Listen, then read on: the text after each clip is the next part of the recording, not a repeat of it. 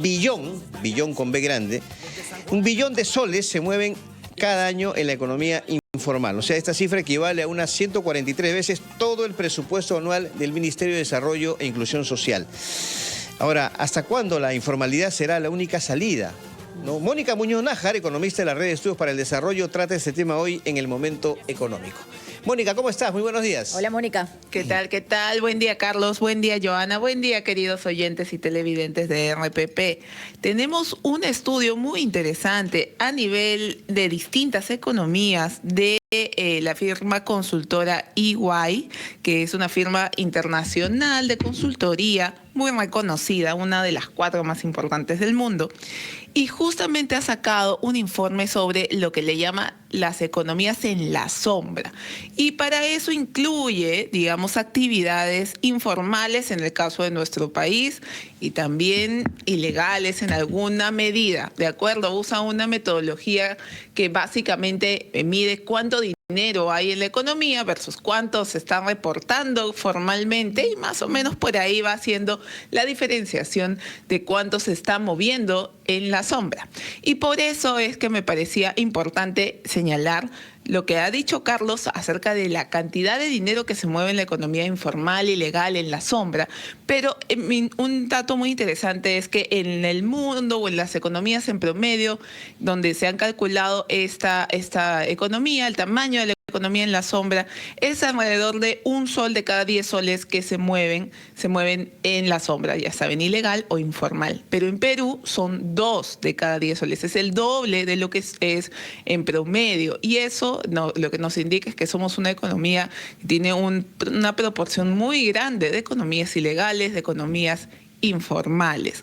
Y eso implica que estamos hablando de 18% de nuestro PBI.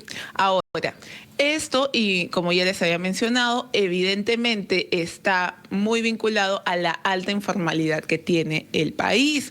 Nosotros tenemos 70% de informalidad laboral y eso pasa por básicamente todo nuestro problema estructural de que los costos de formalización, los incentivos para ser formales no son lo suficientemente atractivos como para que la mayoría de empresas se quieran formalizar. Pero sobre todo por nuestro problema estructural, señores, acá cuando ustedes piensan, ¿por qué en nuestro país todo es tan informal? Es por la baja productividad que tenemos, ¿no? En verdad en Perú, con, digamos, todo el trabajo y todo el esfuerzo que le ponen los trabajadores, que le ponemos los trabajadores, lamentablemente nuestro país no produce a los mismos niveles que en otros países donde hay más tecnología, más capacitación. Al final todo se vuelve un poco un círculo vicioso de falta de tecnología, falta de capacitación, ¿verdad? Y afectados, que, perdón, Mónica, sí, todos, porque menos recaudación, menos servicio y es lo que tú dices, círculo vicioso.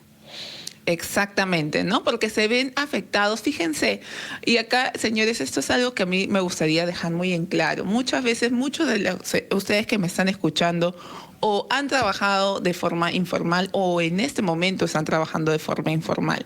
Y evidentemente uno siempre defiende su trabajo y eso está muy bien, pero también tenemos que reconocer que a veces estamos desperdiciando oportunidades si es que pudiéramos formalizarnos, que depende de muchos factores, no solamente de nosotros mismos, ¿verdad? Depende de cómo están puestos los incentivos por parte de las autoridades, cómo se porta la municipalidad, el Estado, ¿verdad? Pero si pudiéramos formalizarlos, podríamos tener, primero que derechos, algunos derechos laborales adicionales que nos permitan tener una protección social y no ser tan vulnerables si tenemos un accidente, si nos enfermamos, si nos roban, ¿de acuerdo? Tendríamos una red de protección un poco más grande, porque ahora, si nos pasa cualquier cosa, lamentablemente nos quedamos sin ingresos y en la calle. Sí, Carlos. Ahora, ¿dónde golpea más la informalidad? Hablando de regiones, Mónica. Sí, esa es una excelente pregunta porque la informalidad está mucho más vinculada a regiones donde hay alta actividad agrícola, que es casi en su totalidad totalidad informal en nuestro país.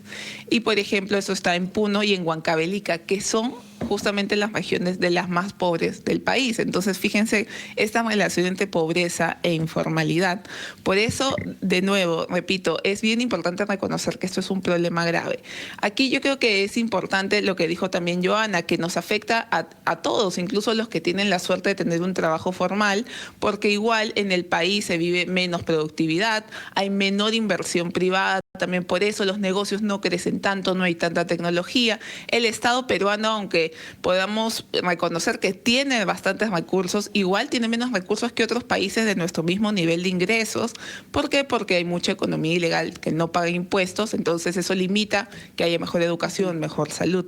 Entonces sí tenemos ese problema. Hay que reconocer que esto es un problema grave, que está moviendo mucha plata en la economía y que tenemos que buscar soluciones, ¿no? Esto no es algo en lo que deberíamos de conformarnos. De nuevo, siempre nos va a impedir mejorar y crecer. Así que ahí tenemos este estudio bien interesante, Carlos, Joana.